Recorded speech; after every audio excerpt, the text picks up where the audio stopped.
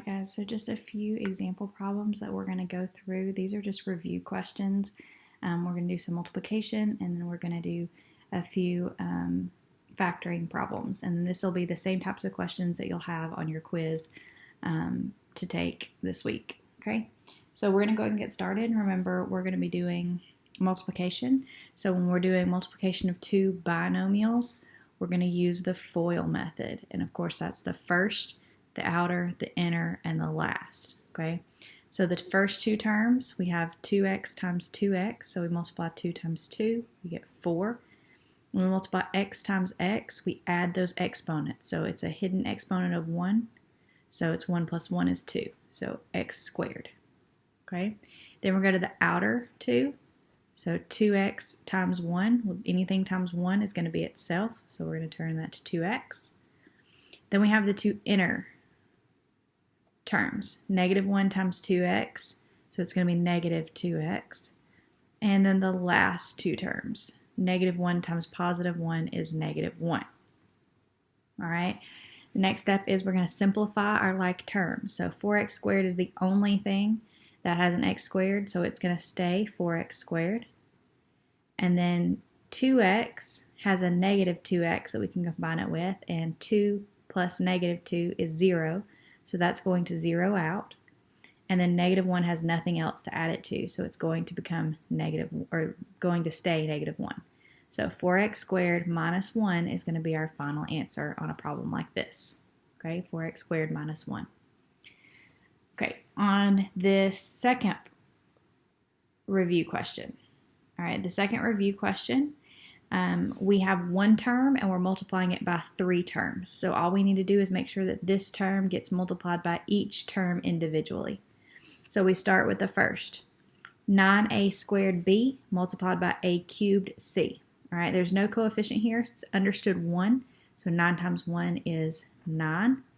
And then a squared times a cubed, again, we add those exponents. So 2 plus 3 is 5, so a to the 5th power. Then b has nothing to multiply it by, so we're assuming it's 1. So again, b just comes down. And then c has nothing to multiply it by, so the c also just comes down. Okay, so the first term is going to be 9a to the 5th bc. Then we're going to multiply this term by the middle term. So again, 9 times 1 is 9. A squared times a squared, this time is going to be a to the 4th because we're adding 2 and 2. B times b, remember that's a 1 and a 1, so b times b is b squared. And then c is all alone, so it just gets brought down. All right? And then the final term, we're going to multiply this by the final term over here. And 9 times 3 is 27. A squared, there's nothing to multiply it by, so we just bring it down. B times b squared, that's a 1 and a 2, so it's going to become b cubed. Okay?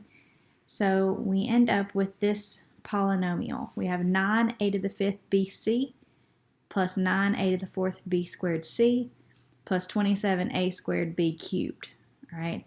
So in this polynomial, you'll notice there is nothing that is the same that we can combine. This has an a to the 5th, this has an a to the 4th, this has an a squared. So we have to leave everything separate, and it's already in standard form because a's come first, and we go from the highest exponent to the lowest. So this is going to be our final answer.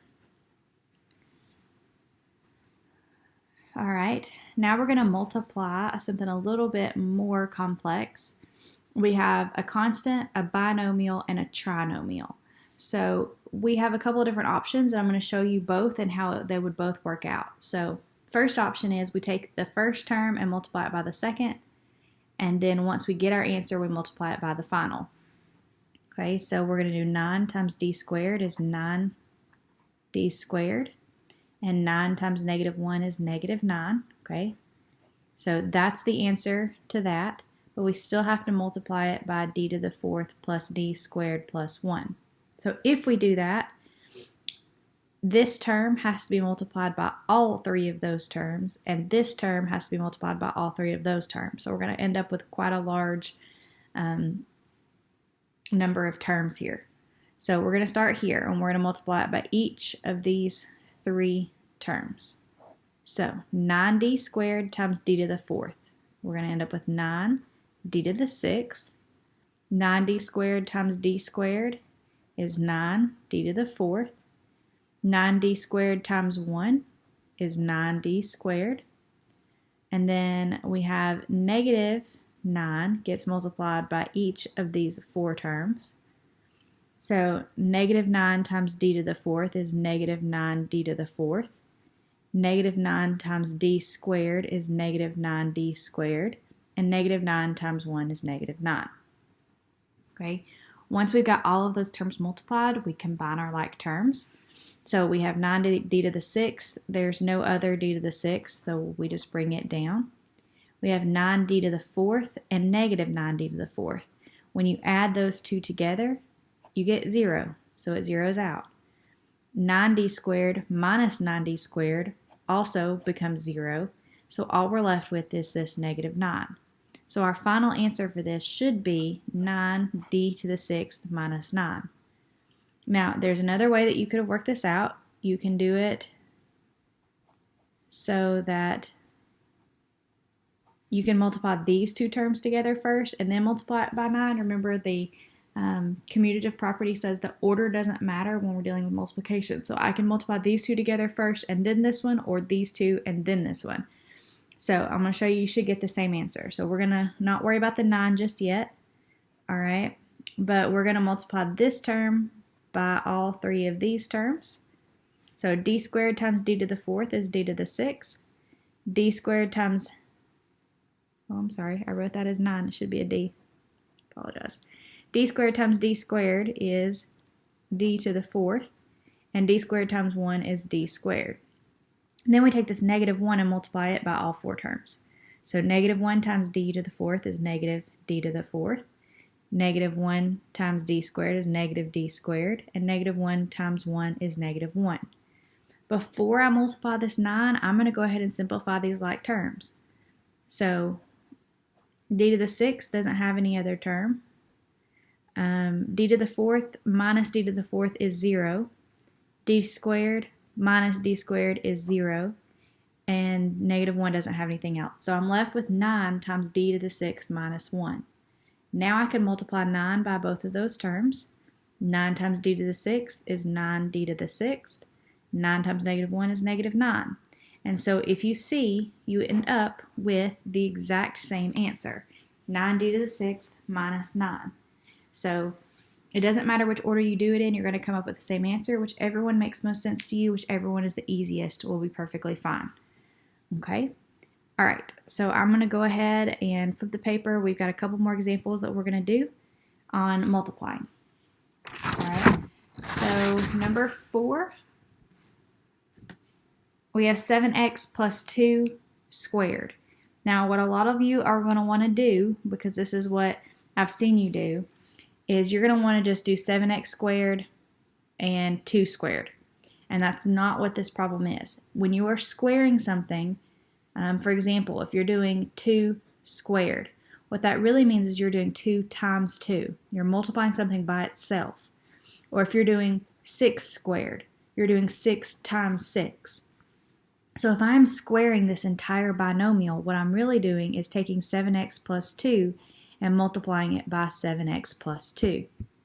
Okay, so that's exactly what I'm going to do. I'm going to multiply these two binomials, and again, I'm going to use that FOIL method. Remember, first, outer, inner, last. So that's what I'm going to do on this problem. Okay, so I'm going to start with the 2 first terms. 7x times 7x is 49, x squared. 7 times 7 is 49. X times x, remember we add those exponents, so 1 and 1 is 2. Then the 2 outer terms, 7x times 2 is 14x. 7 times 2 is 14, and then the x comes down. We can keep that x. Then the inner terms, 2 times 7x is, again, 14x. 2 times 7 is 14. X comes down. And then the 2 last terms, 2 times 2 is 4. All right. And then once we've got it all multiplied, we just combine our like terms. 49x squared doesn't have anything else to add to it. 14 and 14. 14 plus 14 is 28. Still x. Okay, the x stays. and then plus 4. All right. And so that is going to be our final answer on a problem like that. We just add everything together, and once we've got our like terms combined, that's as far as we go. All right, and then the last example of multiplication that we're going to do is 5 plus x and y plus 3. So this one's just a little different because we don't have some of the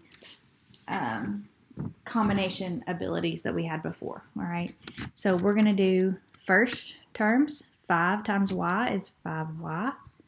The outer terms, 5 times 3 is 15.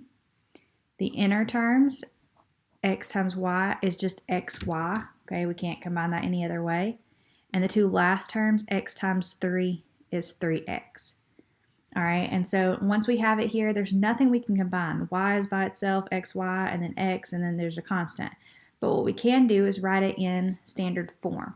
Okay, so we're going to write it as xy plus 3x plus 5y plus 15. Okay, and then once we've got it written in standard form, oh, I'm sorry, I wrote it the wrong way. It should be 3x plus xy plus 5y plus 15. All right, either way, it's written, you've got it all complete, everything is there, and you should be good to go. All right, we're going to go through a few examples of factoring here in just a minute.